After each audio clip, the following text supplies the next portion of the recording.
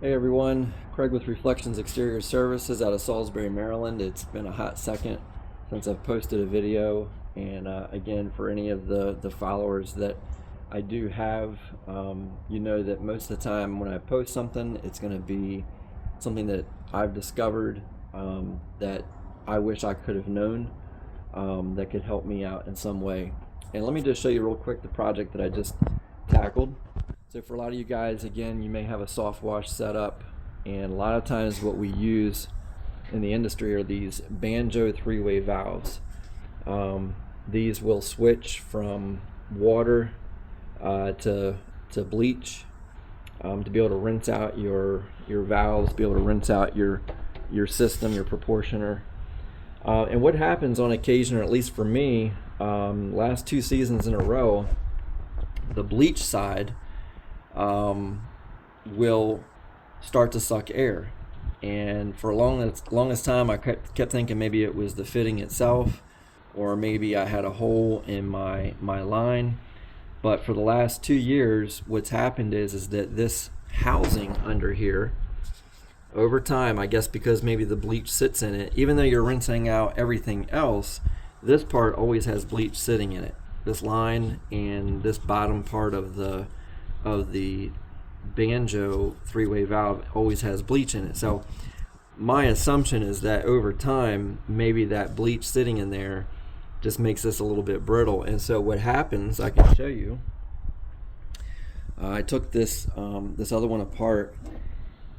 You might be able to see that there. I think the camera's picking it up. Hairline crack. And that one little tiny hairline crack goes all the way through the threads there, and I was sucking air and completely shut down my system because it wasn't able to gain enough pressure to put anything out. So my hack, if you will, these valves run about $50 a piece. What I'm going to do is I took this apart and I realized, well, the whole valve itself isn't bad. It's just this one hub that has the crack in it.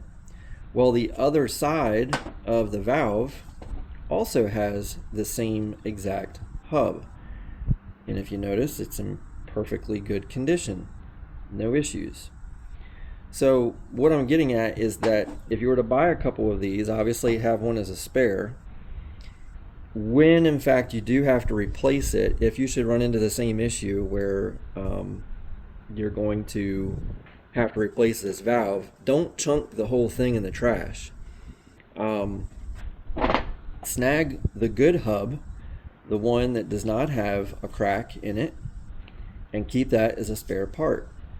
I'm going to kind of keep doing this now. I mean, obviously I'm always going to keep one or two of these on hand just in case, but again, for the last 2 years in a row, the only issue has been this little hairline crack that keeps making its way known. So instead of having to replace the whole valve, I could literally take those bolts apart and swap in a new hub, and then it should in theory be perfectly fine. Much cheaper solution, and you're able to kind of reuse parts that are still technically good. So just wanted to share that little tidbit, and hopefully that will help somebody down the line. Again, hey, $50 here or there can certainly add up over time. So hope that helps, guys. Wash on, have a great season. Talk to you soon.